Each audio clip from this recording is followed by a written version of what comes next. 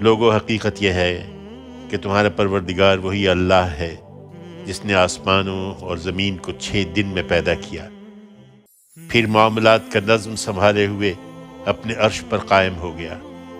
اس کی اجازت کے بغیر کوئی اس کے حضور میں سفارش کرنے والا نہیں ہے۔ تمہارا پروردگار وہی اللہ ہے، لہٰذا اسی کی بندگی کرو۔ پھر کیا تم سوچتے نہیں ہو؟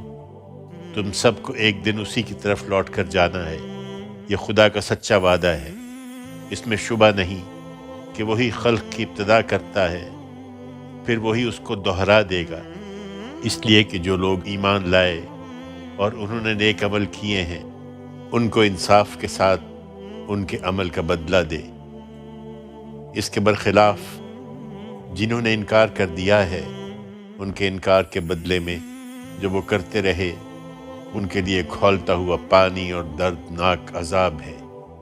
وہی ہے جس نے سورج کو تاباں اور چاند کو روشنی بنایا اور اس کے لیے منزلیں ٹھہرا دی تاکہ تم اس سے برسوں کی گنتی اور ان کا حساب معلوم کرو۔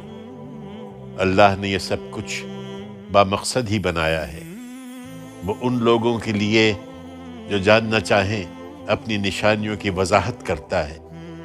یقیناً رات اور دن کے الٹ پھیر میں اور جو کچھ زمین اور آسمانوں میں اللہ نے پیدا کیا ہے اس میں ان لوگوں کے لیے نشانیاں ہیں جو ڈرتے ہیں۔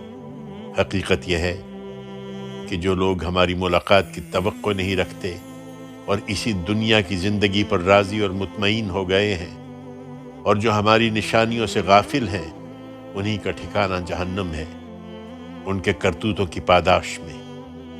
اس کے برخلاف جو لوگ ایمان لائے اور انہوں نے نیک عمل کیے ہیں، ان کا پروردگار ان کے ایمان کی بدولت انہیں ان کی منزل تک پہنچا دے گا۔ ان کے نیچے راحت کے باغوں میں ان کے لیے نہریں بہہ رہی ہوں گی۔